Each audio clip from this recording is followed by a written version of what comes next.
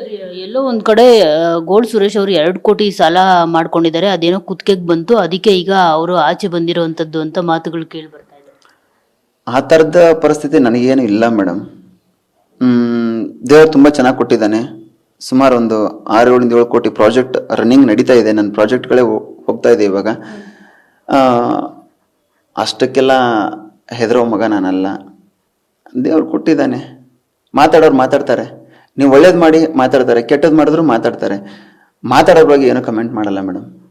Sir, ನೀವು ಹೇಳಿದ್ರಿ ನೀವು ಬೆಳೀರಿ ಅಂತ ಹೇಳ್ಬಿಟ್ಟು. ಸೊ ನಿಮ್ಮ ಥರ ಬೆಳೆಯೋದಕ್ಕೆ ಎಲ್ರಿಗೂ ಆಸೆ ಇದೆ. ಸೊ ಗೋಲ್ಡ್ ಸುರೇಶ್ ಅವ್ರ ಥರ ನಾನು ಗೋಲ್ಡ್ ಹಾಕ್ಕೋಬೇಕು, ನಾನು ಇರಬೇಕು ಅಂತ ಸಾಕಷ್ಟು ಜನ ಹುಡುಗರು ಎದುರು ನೋಡ್ತಿದ್ದಾರೆ ಅದನ್ನು ನಾವೇನು ಮಾಡಬೇಕು ಅಂತ.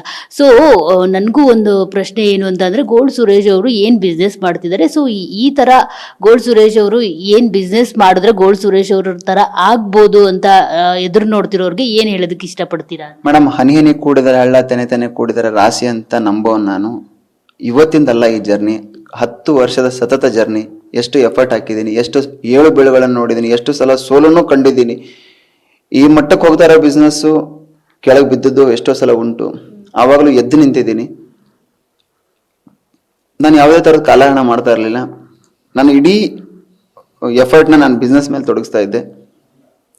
ಆ ಥರ ನೀವು ತೊಡಗಿಸಿ, ನಿಮ್ಮನ್ನ ನೀವು ಇನ್ವಾಲ್ವ್ ಮಾಡ್ಕೊಳ್ಳಿ ಬಿಸ್ನೆಸ್ಗಾಗಲಿ. ನೀವೇನು ಮಾಡ್ತೀರಾ ಕೆಲಸನ ಶ್ರದ್ಧೆಯಿಂದ ಮಾಡಿ. ಮತ್ತು ಪ್ರತಿ ವರ್ಷ ಟಾರ್ಗೆಟ್ ಇಟ್ಕೊಂಡು ಮಾಡ್ಬೇಕು ಮೇಡಮ್. ಈ ವರ್ಷ ನಾನು 10 ಕೋಟಿನೋ ಬಿಸ್ನೆಸ್ ಮಾಡಿದ್ರೆ ನೆಕ್ಸ್ಟ್ ಇಯರ್ 20 ಕೋಟಿ ಮಾಡಬೇಕು ಅಂತ ಇರಬೇಕು. ನೆಕ್ಸ್ಟ್ ಇಯರ್ 20 ಕೋಟಿ ಮಾಡಿದಷ್ಟೇ 40 ಕೋಟಿ ಮಾಡಬೇಕು ಅಂತ ಟಾರ್ಗೆಟ್ ಇಟ್ಕೋಬೇಕು. ಈ ಥರ ಟಾರ್ಗೆಟ್ ಇಟ್ಕೊಂಡು ನೀವು ಬಿಸ್ನೆಸ್ ಮಾಡಿದ್ರೆ 100% ನೀವು ಸಕ್ಸಸ್ ಆಗ್ತೀರಾ. ಅದರಲ್ಲಿ 2 ಮಾತೇ ಇಲ್ಲ. ಮತ್ತೆ ಯಾರೋ ಎಲ್ಲೋ ಕೂತ್ಕೊಂಡು ನಾನು ಕಮೆಂಟ್ ಹಾಕೊಂಡು ನಾನು ಗೋಲ್ಡ್ ಸುರೇಶ್ ಆಗಬೇಕು, ಕಮೆಂಟ್ ಹಾಕೊಂಡು ನಾನು ಪ್ರಜ್ವಲ್ ಆಗ್ಬೇಕು, ಕಮೆಂಟ್ ಹಾಕೊಂಡು ನಾನು ಇನ್ನೊಂದು ಆಗಬೇಕು ಅಂತಂದ್ರೆ ಸಾಧ್ಯ ಇಲ್ಲ ಮೇಡಮ್. ನಮ್ಮ ಶ್ರಮ ಎಷ್ಟಿರುತ್ತೋ ಅಷ್ಟೇ ಅದಕ್ಕೆ ಪ್ರತಿಫಲನೂ ಸಿಗುತ್ತೆ ಮೇಡಮ್.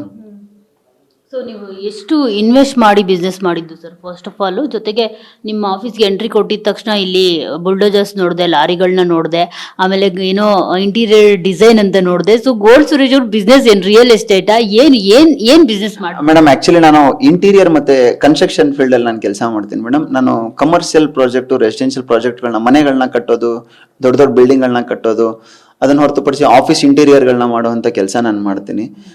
ಯಾಕಂದರೆ ನನಗೆ ಗೊತ್ತಿರುವಂಥ ಸ್ನೇಹಿತರುಗಳು ನನ್ನನ್ನು ನಂಬಿ ನನಗೆ ಕೆಲಸ ಕೊಟ್ಟು ನನ್ನನ್ನು ಬೆಳೆಸಿದ್ದಾರೆ, ಇವತ್ತು ಈ ಮಟ್ಟಕ್ಕೆ ಬೆಳೆಸಿದ್ದಾರೆ. ಅವ್ರು ಯಾವತ್ತೂ ನಾನು ಆಭಾರಿಯಾಗಿರ್ತೀನಿ. ಯಾಕಂದರೆ ಒಬ್ಬ ವ್ಯಕ್ತಿನ ನಮ್ಮನ್ನು ನಂಬಿ ಯಾವಾಗ ಕೆಲಸ ಕೊಡ್ತಾನೋ ನಂಬಿಕೆ ಉಳಿಸ್ಕೊಳ್ಳೋದು ತುಂಬ ಮುಖ್ಯ. ಆ ಕೆಲಸ ನಾನು ಮಾಡ್ಕೊಂಡು ಬಂದಿದ್ದೀನಿ. ಅದಕ್ಕೆ ನನಗೆ ಸಕ್ಸಸ್ ಇಲ್ಲಿವರೆಗೆ ಇದೆ ಮೇಡಮ್. ಸರ್, ನೀವು ಅಕಸ್ಮಾತ್ ಏನಾದರೂ ಬರ್ದೇ ಹೋಗಿದ್ರೆ ನಿಮ್ಗೆ ಎಷ್ಟು ಲಾಸ್ ಆಗ್ತಾ ಇತ್ತು ಅಂತ? ಮೇಡಮ್, ಅದು ಪದಗಳಲ್ಲಿ ಹೇಳೋಕ್ಕಾಗಲ್ಲ. ಅದು ನನ್ನ ಮನಸ್ಸಲ್ಲ ಇದೆ, ಹಾಗೆ ಇರಲಿ.